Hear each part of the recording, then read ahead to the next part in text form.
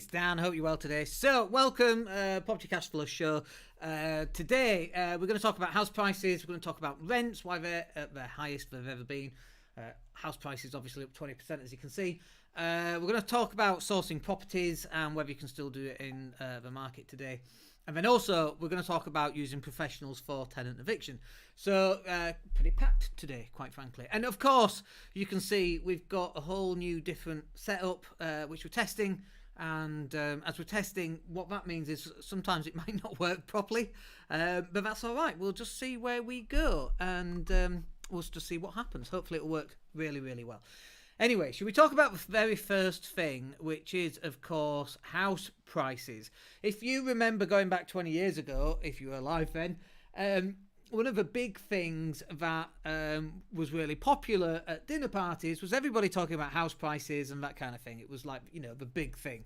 And of course, then in 2007, 2008, the big crunch came and they all went all over the place. Anyway, in the last 15 years, since 2007, since the absolute bottom to where we are today, they've actually increased by 30%. But in the last 5 years, they've actually increased by, let me just get the numbers here, they've increased by 20%. So the total value of British homes has soared by 20%, which is £1.6 trillion in the last 5 years. The average property price has gone up £49,257 since 2016, and the value of Britain's homes now totals 9.2 trillion, which is 4 times the UK's GDP. But there's a couple of things I want to just cover in some of those numbers. So when we say the total value of the British homes market has increased by 20%, what it means is on average across everything. So British homes, so that's, I don't know if there's a difference between Great Britain and the UK. I think there is. I don't know what it is. I'm so sorry. But I think it's the important thing to remember here is that that's the average of every property added all up and divided by how many properties. So if you're sat in a house in Leeds right now, in Leeds city centre, in a flat, and I've got some of these flats. I bought a flat for 250,000 back in, 2003, 2004. And that still today is only worth 190 grand, maybe 200 on an absolute push. So some city centre stuff has really not increased that much. And obviously, one of the big challenges right now is the cladding scandal. So you've got things like Grenfell. I can never say it, Grenfell. You've got Grenfell Tower, which has caused this cladding scandal. And in city centre properties, you cannot sell these city centre properties unless you're a cash buyer, because you can't get a mortgage on them because they've not been signed off for their safety works. So when we talk about the average property price, first of all, it's not including all properties. It does, but it's an average. So you've got some property prices in London shooting up, and then you've got others in Leeds City Centre that are going down or stagnated over the past 5 years. And so they're not taken into account. Now, on the Grenfell city centre property cladding scandal, this is an opportunity, I think. So if you've got potential cash, I personally wouldn't put it into property right now. Personally, and this is not financial advice, we're going in on crypto because I think we're going to make some decent returns over the next 5 years in crypto. And we're talking thousands of percentage points, not house prices going up 30%. But that's another matter. And, you don't get cash flow from crypto, and it's high risk. It's not for the faint-hearted, that's for sure. And if you've not got any other investments elsewhere, like property that generates cash flow, I personally wouldn't be investing in crypto. But we have, and so we can. But city centre flats and apartments that are unable to be sold right now, they are going to catch up once this cladding scandal ends in the next 4 or 5 or 6 years, because that's how long it's going to take to go through them all and get the certificates signed off. Plus people have to pay for them. Certainly in Leeds City Centre, people are having to find £100,000 to replace the cladding for an apartment they bought 6 months ago for £150,000. And these people are going to go bust, by the way. They're going to go bankrupt. It's just, we should probably invite someone on the show to talk about that, because it's a massive, massive thing. Anyway, we're talking about average house prices. They've gone up. Some will go up. Some will go down. Some will stagnate. But overall, house prices gone up 30% in the last 15 years and 20% in the last 5 years. Now, the question is, if my multi-million-pound portfolio has increased by 20%. And I'm sure some of it has, and I'm sure some of it hasn't. But if it has, does that change my life fundamentally? Not in the slightest, because it's a paper increase. It's like it makes no difference. I can't spend the equity. I can refinance and bring the equity out, and then I get taxed on the. And just to clarify here, I don't get taxed on the equity I'm bringing out, but I can't offset the mortgage anymore than I used to be able to. So it's actually very tax inefficient to do that. And we'll probably actually have a full session. Maybe next week we'll do that. And we'll talk about how the tax has affected that. And we're going to talk about it a little bit because we're going to talk about why rents have gone up. And that's one of the reasons. But, you know, if house prices are going up and up and up, the standard of living isn't going up. The salary increases doesn't seem to be going up. I know the government are saying that it's the highest ever, but we know different. And obviously the cost of living has increased massively. I mean, fuel alone has gone up. And when I mean fuel, I don't mean petrol, although that's gone up as well, as we know. But actual gas prices and electricity prices have gone up between 20 and 30 and 40%. I mean, compound those, we're talking about a 50% increase. And they're going to continue to go up, I imagine. So it's not looking good. But what happens is that we've got inflation on its way, and the cost of living is increasing, which means there'll be a pressure on salaries to increase, so that will happen, which then causes further inflation. And so house prices, I mean, it's a balloon waiting to expand. And I was going to say a bubble waiting to burst, but I didn't want to use those phrases because people think it's a housing market bubble, and I don't think it is. I mean, you know, people talk about housing market bubbles, and if it is a bubble, you just wait 10 or 20 years if you can. And then the bubble disappears because the house prices have overtaken, inflation kicks in. Inflation is the great equalizer, by the way, if you've got assets. If you've got assets, you just buy and you hold for the next 20 or 30 years. You get 20 or 30 years down the line, inflation pushes all the prices up, you know, rental prices are going up, but your mortgage debt is staying the same or it's actually reducing. And in real terms, it's actually reducing cost of inflation. So fairly interesting stuff, I like to think. Is it going to change how you invest? Certainly, we're not buying houses right now. We're going to hang on a little bit. We've got other things that we want to actually do with our cash, like move it over to crypto. I think that's going to be pretty big. The whole NFT space. We spoke about the metaverse earlier this morning in one of our Facebook Lives. It's on our YouTube feed or our Facebook feed. Go and take a look at that. But I think right now we just want to hold off. That's not to say I'm not looking at properties on Rightmove. I'm still looking because I find it really interesting. And I want to know what the portfolio is actually worth and how much that's gone up and so on. Because at some point we're going to refinance anyway.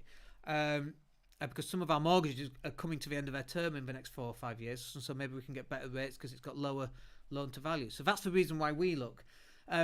You can still buy properties cheap enough. You know, when people in London are going, oh, house prices are going up so much and it's not fair. And it's like, yeah, that's because you live in London. Let me just pull this over and let's just find some properties. I'm just going to share my screen here. So second screen, there we go. Send that over there. Here we go. So let's have a look at this. So we're just on Rightmove. Let's look at some lowest price properties in Leeds. Let's go. Oh, let's stick in Leeds for now. Lowest prices. These are guide prices. So guide prices, obviously, that means that they are going for an auction. A detached house. These are apartments. I don't know why it's... Anyway. 1-bed serviced apartment. 75 Hyde Park Road. That's actually a student house, I would say, because I know that area. 29 grand is a guide price. That's a great student property, by the way. Let's try and get off guide prices. Just keep scrolling. Shared ownership. Let's just get some filters on here and get rid of buying schemes, retirement homes. Let's just update the... Unfortunately, I can't get rid of the guide price ones, unfortunately. Look at that city space. We used to furnish city space going back 10, 20, 10, 15, 10, 13 years. £50,000. The problem with city space, by the way, is it gets really, really hot in those. Incredibly warm when it's sunny.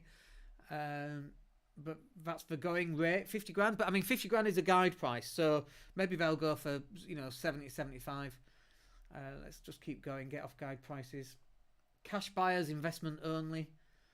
Asquith House. I don't know those are 57.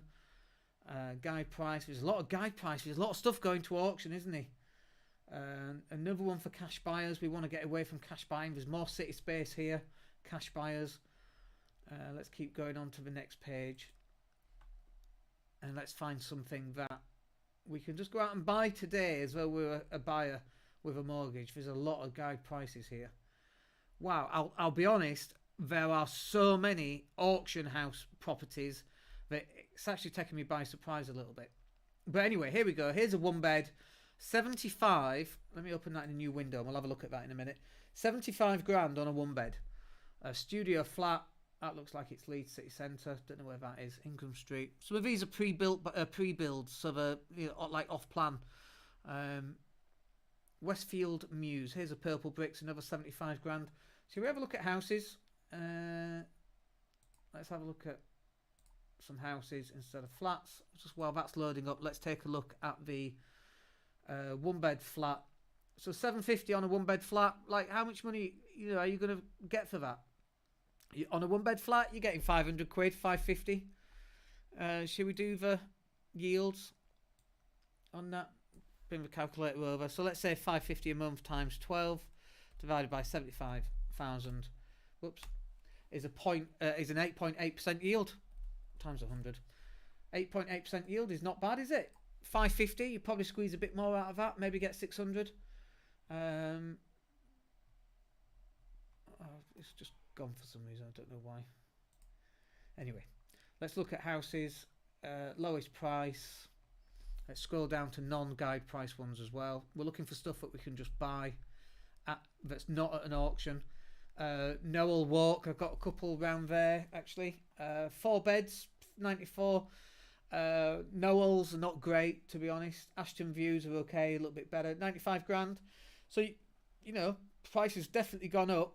Compton Row, I've got a couple on Comptons. They're in Hare Hills. They're usually a DSS type of area, but really close to Jimmy's Hospital, which has been on TV if you've seen that. But, houses are there. They might not be where you or I might want to live, but they're out there. Let's get rid of terrace houses and let's have a look at semi-detached and see what the cheapest semi-detached is in Leeds. Here we go. And that's ex-council, by the way, but 90 grand. That looks all right. Fairly modern. LS11. 125. Oh, they've had an offer of 140. Offers in the region of 130. 2-bed semi-detached house.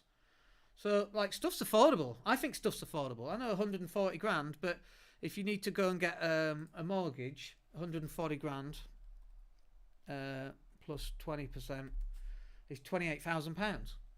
So, as a buy-to-let landlord, that's definitely doable. £28,000. Let's just put that down. Oops.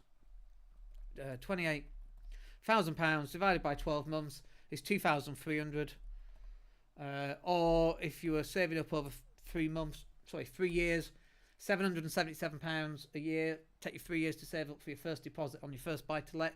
These are the numbers that we would look at and that we would use when we were doing this. So house prices are still affordable, pretty much, I think. So it'd be interesting to know what you think where house prices are going to be. Are we in a bubble? Are they going to burst?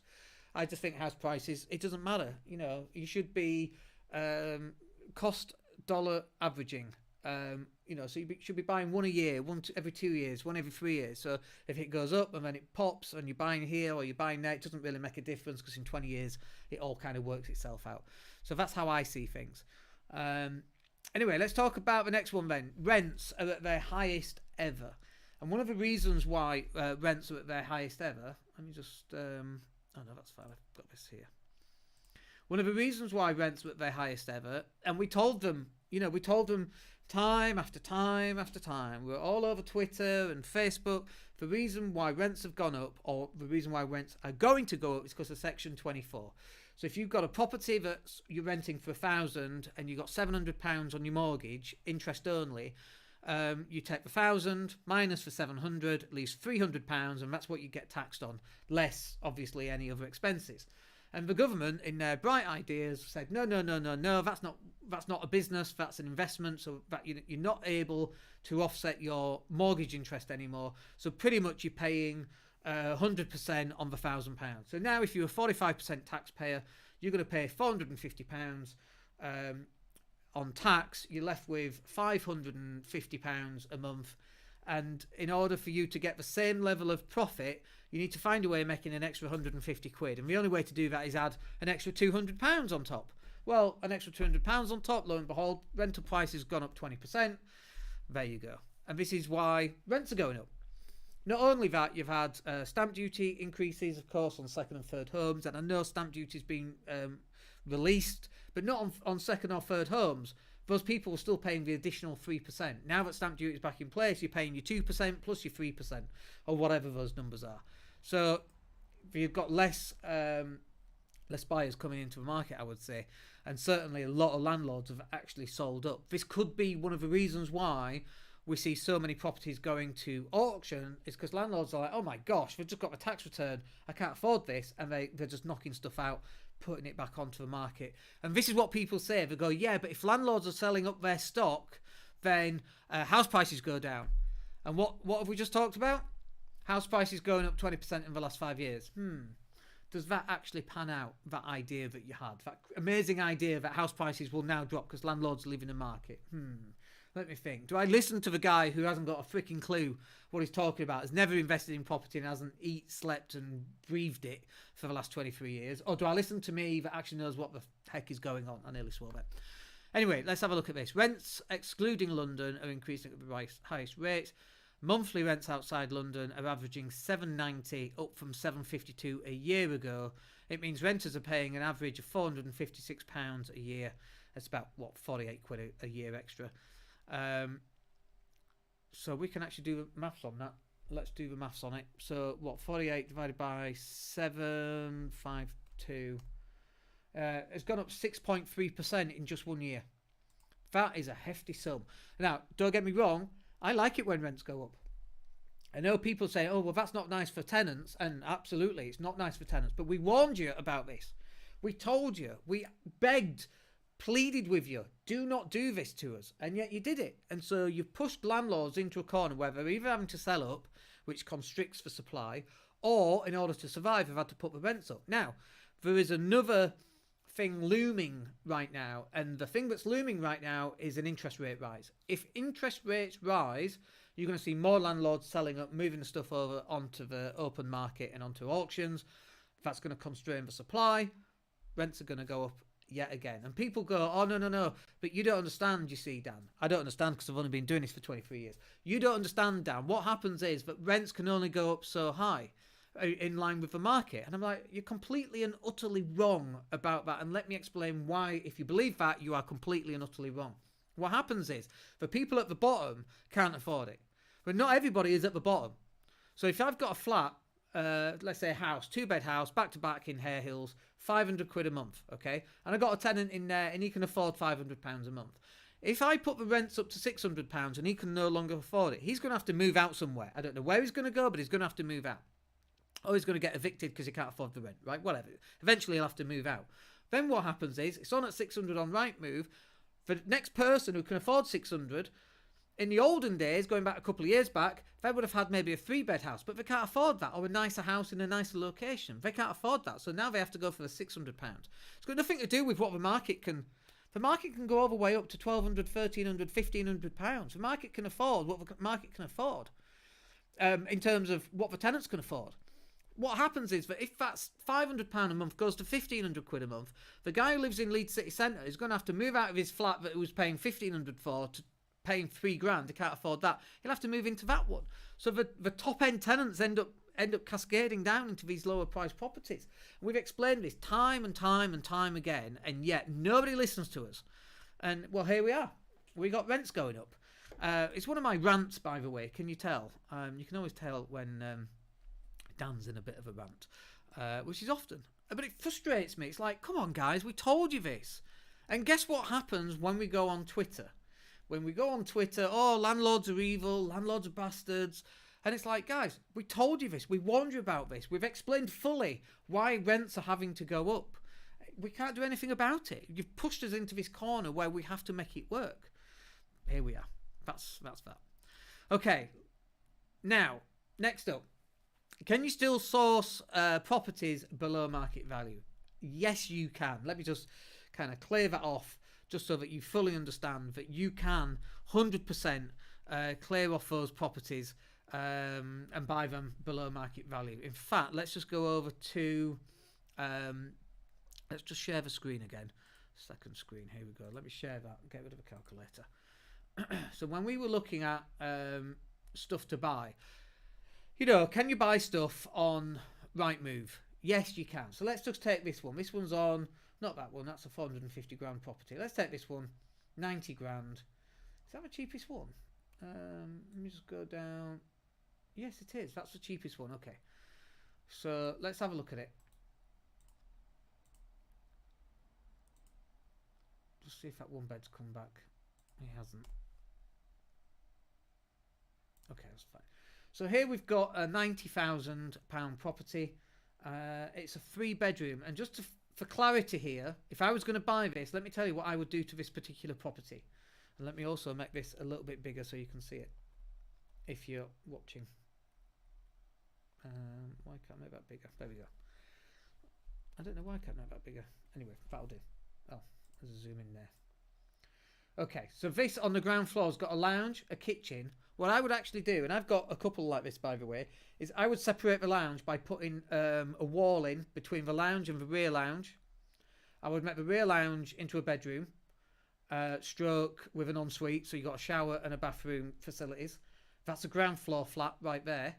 And then upstairs, I would convert this. So the front bedroom, I'd convert that into a lounge. The second bedroom is already bedroom. I would keep that as a bedroom. The third bedroom, I would turn that into the kitchen, and the bathroom obviously leave as a bathroom. So that one right there, it's got a guide price of £90,000. What I would be doing is I would be going to this agent. Let me go back and find out who it is. I would be going to the agent, and I'd be saying to them, before this goes to auction, I'd like to put an offer in. Let's put an offer in of 75 grand. Let's see what happens. Let's look at some of the pictures in there. Not my kind of decoration, but it's somebody's. That's fine. I'd be putting offers in. I don't want a virtual tour. The kitchen's alright, needs a bit of an update. I'd just replace the tiles, quite frankly, and the worktops and the flooring. It's good to go. I'd replace the doors as well, they're not the nicest. But it's alright. It's okay. The colour scheme is a bit gaudy for my liking. But you could convert this. I'd be putting offers in. 75 grand, no, sorry, it's not been taken. Okay, 80. And then I'd spend 20 grand converting it. Now you've got 2 one-bed flats. And 2 one-bed flats in this area go for, what, at least 75. So you're buying it for maybe 90 grand, let's say. You're spending 20,000 on it, 110. It's worth, I don't know, 130, 140. Now you've got 2 separate income streams. That's a really nice way of doing it. Is it below market value?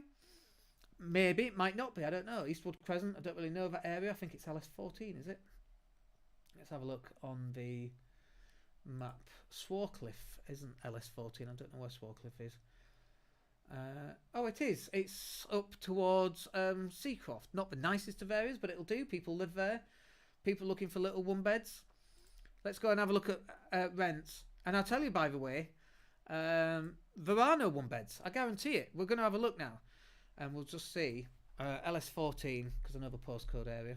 Because it's where I didn't come from that area, but I came from nearby. Let's just have a look. Look for the cheapest ones. This is how you do your research.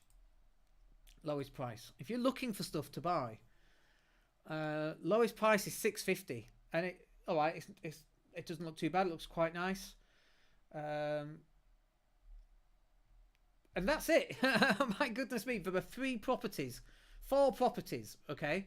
The cheapest one is $650 a month. Do you think you can get $550 for that other flat that you just bought for 90 grand? You bought 2 of them. Yeah. One of the big things is separating the utilities, obviously. But if somebody wants to live in that area, let's go a quarter of a mile out and just see how many properties. Like right now, there's not a lot that are renting. There's this one here in LS8, 368. 368 is really cheap, by the way. You would have to question the quality of that. A 6-bedroom terrace looks like it's a student let, so that doesn't count. A 1-bedroom house share. These are house shares, you see. All 495. There's a 1-bed apartment, 495 in LS9. Morwick Drive. I've got a house there actually, 500 a month, but it's a professional house share. So you're going to get 500 a month. You're going to pull out £1,000 a month on that property right there. So that's this one. You buy it, you convert it, and there you go. Is it below market value? Maybe, maybe not. But we're just looking on Rightmove right now. We're not even looking for BMV type stuff. You go out there. I tell you what makes me think that you can buy below market value still to this day is the fact that there are so many auction properties available to buy right now. Like, I don't know what's going on, but the buy-to-let rental market has shrunk. There's not as many properties available to buy.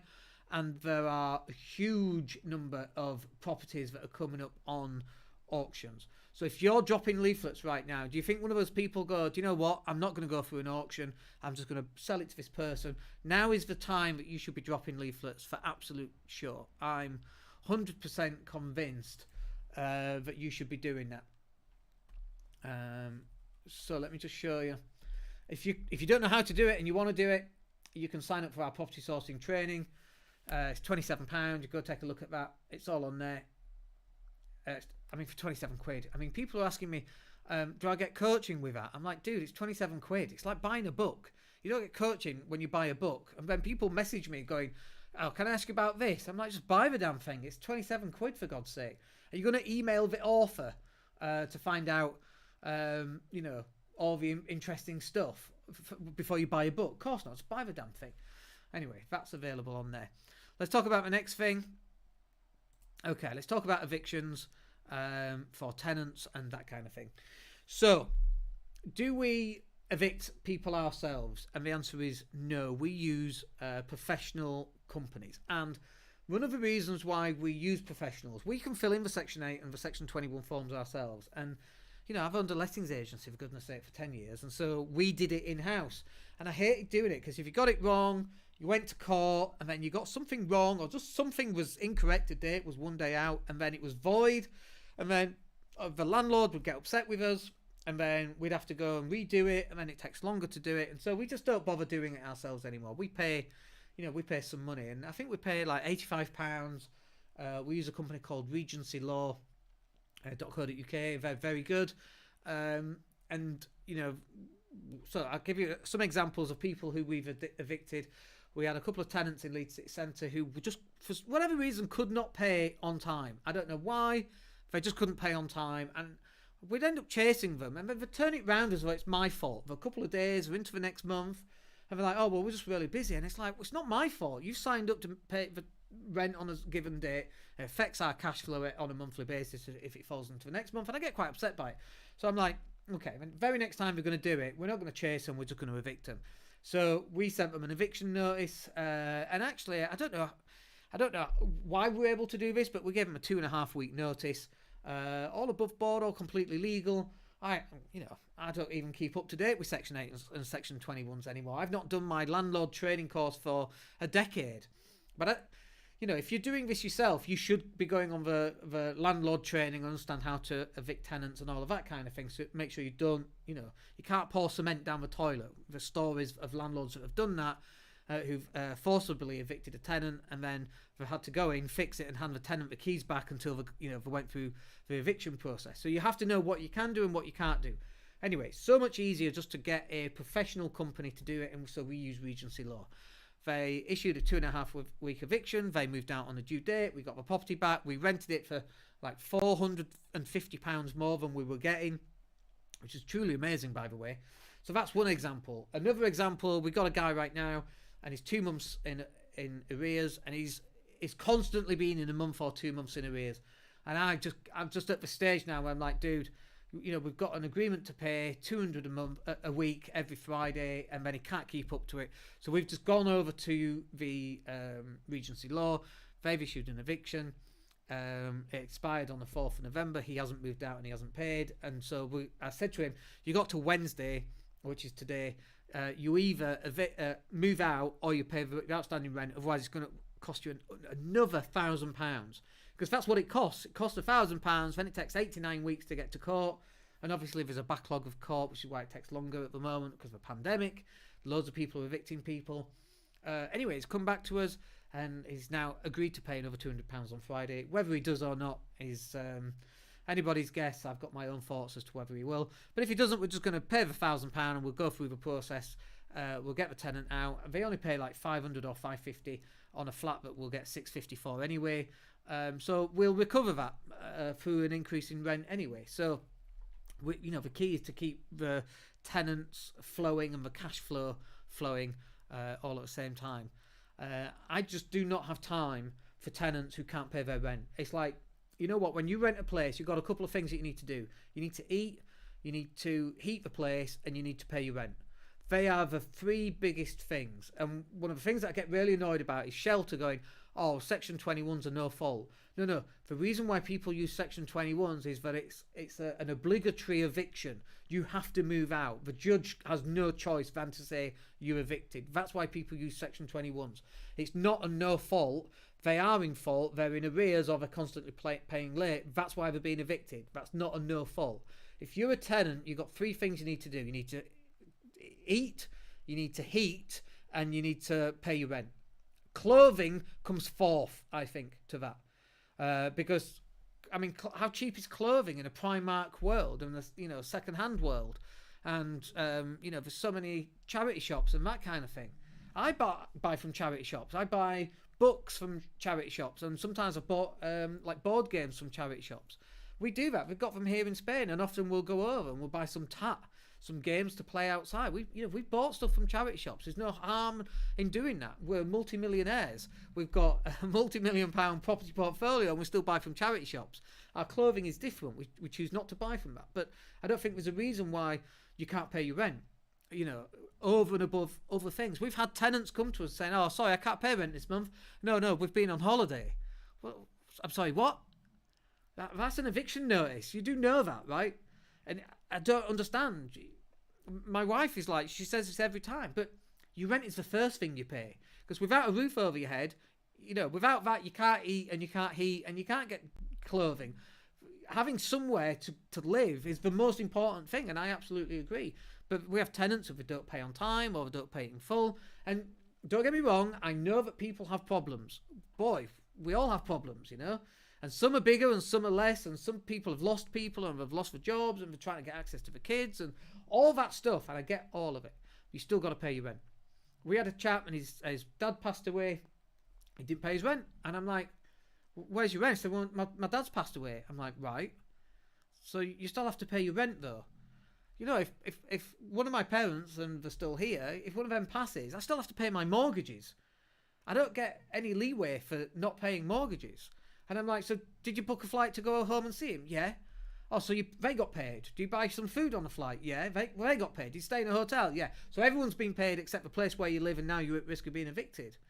It's like, I know stuff happens, but you still have to pay. You can't just walk into a restaurant and eat some food and go, well, my dad passed away last week. Oh, it's on the house then, mate. That's not how life works. I know it's an awful, horrific situation, but you still have to pay rent. So that's what we do. We still use professionals. And I've got to tell you, when we used to do it ourselves, I would be stressing Section 8, have I filled it in right? This guy's not paying. Why is he not paying? I'd be stressing. And I'd be arguing with a tenant on text, WhatsApp. And now I'm like, dude, pay your rent or don't pay your rent. It's completely up to you. I don't mind whichever. But I'm going to tell you what's going to happen if you don't pay your rent. You're going to have 2 months in arrears. Then you're going to have Section 8, whatever that costs, 85 quid, whatever it is. Then you're going to have, the day after Section 8, we're going to issue a money claim online. And then you'll have all of your outstanding rent, plus the Section 8, plus the money claim online. And if you don't respond to that within 14 days, you're going to have a judgment, and then we're going to move it to the High Court, and we're going to send bailiffs in. What, while I'm still living there? Yeah, while he's still living there, we're going to send bailiffs in for the rent that you haven't paid. And while he's still living there, your rent is still accruing. So the Section 8 that's being filled in, that will then take manage the rent that you still haven't paid. But we're going to get you in court, we're going to get you out, and it's going to be a very painful process. So look, it's up to you. You can pay it or you don't have to pay it, completely up to you. But if you don't pay it, this is the path that we will follow. We don't get into an argument anymore. My stress is away. The tenant either pays or they don't. And this is what happens, is that when we say, well, we're going to sue, most people always say that. Right, well, I'll sue you. And nobody ever sues, right? When they get a letter from a solicitor, or they then get the money claim online, because sometimes it takes the money claim online, not just the letter. They're like, oh, shit, this guy's serious. Because most people never follow through. And that's another reason why we use professionals for evictions. Anyway, wow, that was pretty intense. Well, I hope that was useful for you. We're live again tomorrow. No, I don't think we are, actually, because I'm flying over to the UK for a couple of days. So I'll be in Leeds on Friday, so probably live on Friday. Anyway, I hope that's useful for you. We'll come and join me on the next one, and we'll speak to you then. My name's Dan Latto. Take care.